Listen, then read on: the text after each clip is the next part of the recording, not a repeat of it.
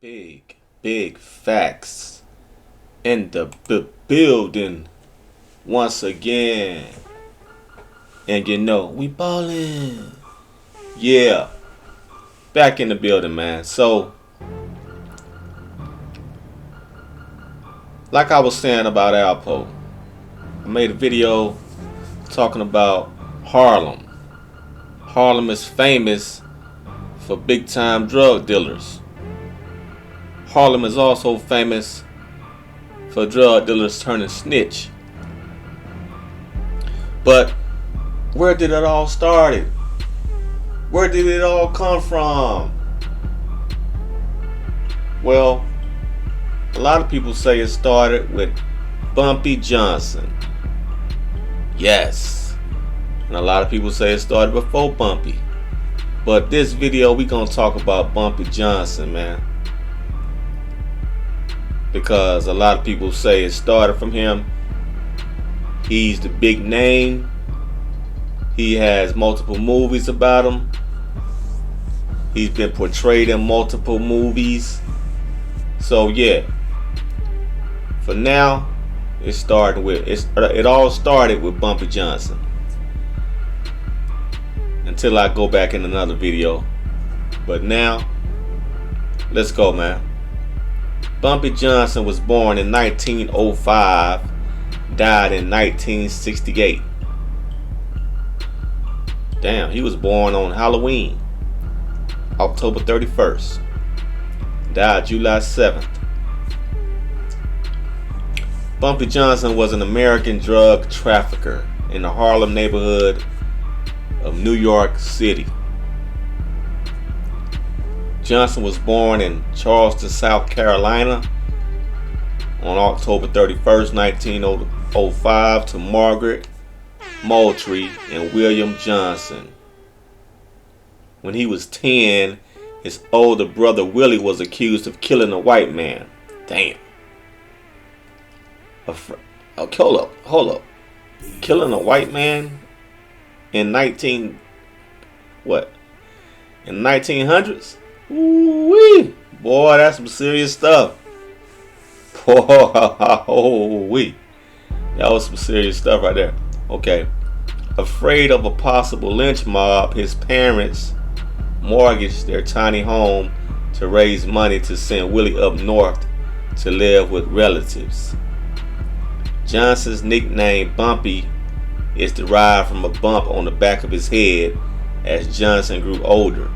His parents worried about his short temper and insolence towards whites. And in 1919, he was sent to live with his older sister Mabel in Harlem. Johnson dropped out of high school and began working unruly jobs. Gangster William Hewitt started to notice him.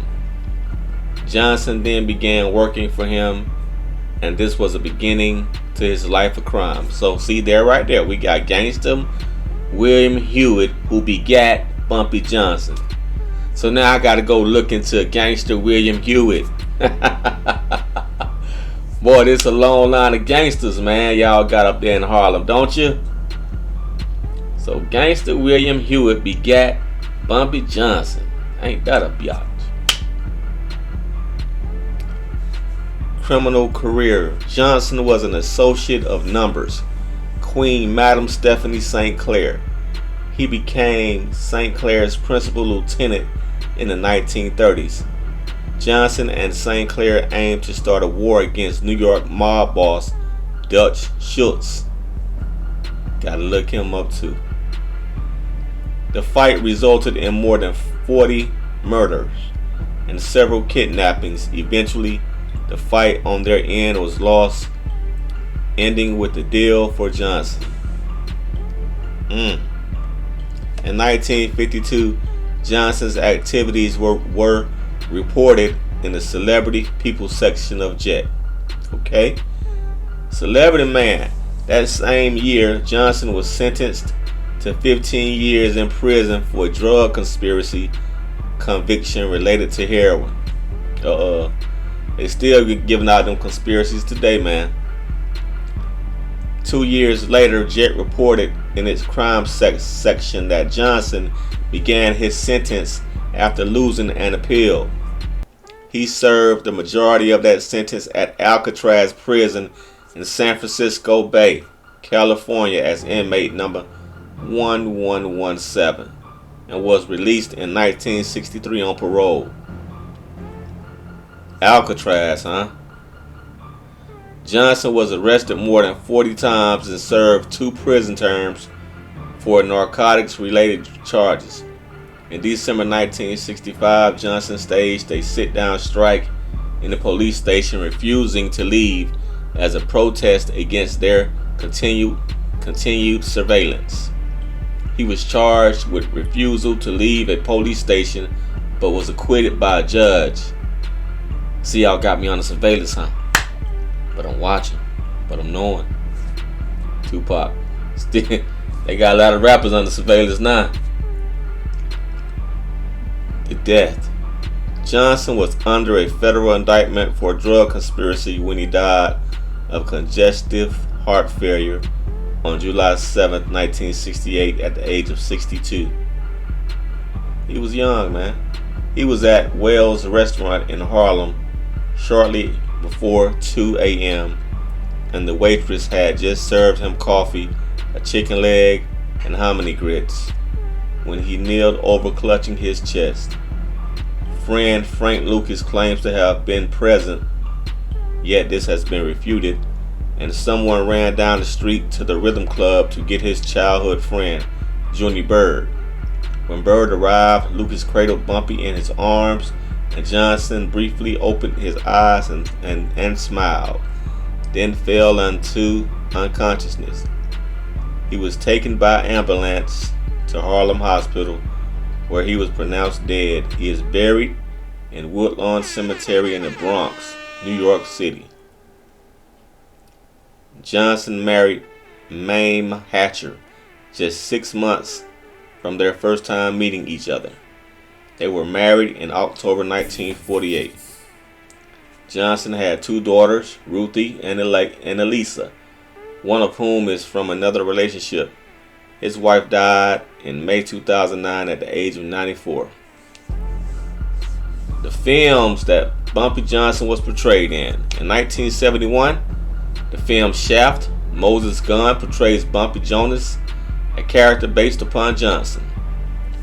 The 1972 film Come Back, Charleston Blue, the title character is loosely based on Bumpy Johnson, a criminal who is looked upon as the positive role model among the people. In the 1979 film Escape from Alcatraz, Paul Benjamin plays a character based on Bumpy Johnson. The 1984 film The Cotton Club, Lawrence Fishburne plays a character based on Bumpy Johnson, Bumpy Rhodes. 1997 Hoodlum, Johnson is again portrayed by Fishburne. You know, I don't like Larry Fishburne playing Bumpy Johnson. I never really got into Larry Fishburne as an actor except for The Matrix, but I don't think he was the right guy to play Bumpy Johnson, man. I never did. I never was attracted to watch the Bumpy Johnson movie because of who was playing him. I wish they would have got somebody else to play him. 1999 film Life, musician Rick James plays a Harlem gangster, Spanky Johnson, who was loosely inspired by Bumpy Johnson. Now don't get me wrong now. I'm still gonna go watch Hoodlum and The Cotton Club. You know, even though I don't really like Larry Fishburne, I'm still gonna go watch those movies just to get some more info on Bumpy Johnson, man. So Rick James played a Harlem gangster, okay. 1999 film Life, alright. Called him Spanky Johnson, okay. And in the 2007 film American Gangster, Johnson is portrayed by Clarence Williams III. In an episode of Unsolved Mysteries, it is reported that Johnson allegedly helped the 3 escapees of Alcatraz get to the shores of San Francisco It is said that he arranged for a boat to pick the three men up out of the bay.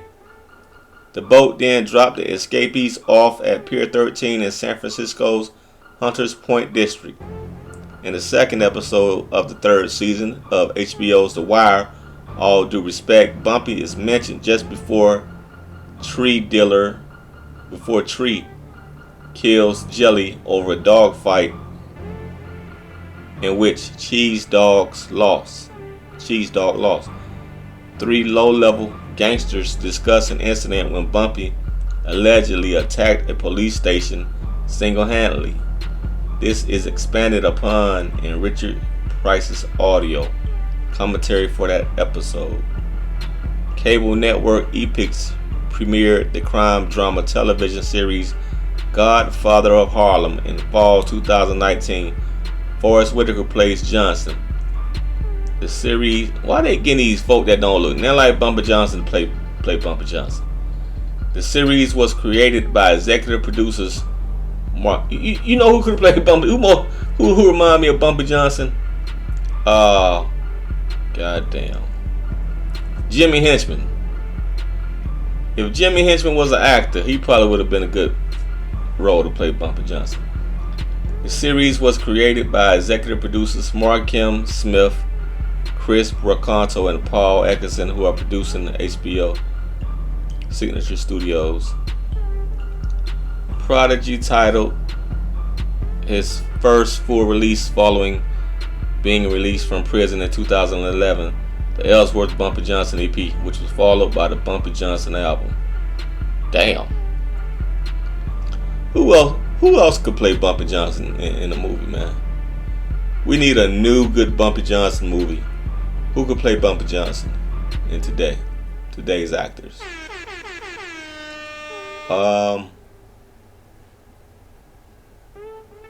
Cause we gonna need a young man. We gonna need a young Bumpy. We need somebody dark skinned. We don't need no light skinned Negroes playing Bumpy Johnson.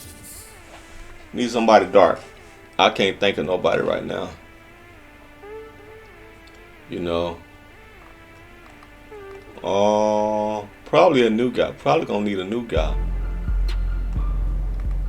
I would say. That's it for me, man. Bumpy Johnson, the original OG. Till next time, y'all. I'm out of here. Big fat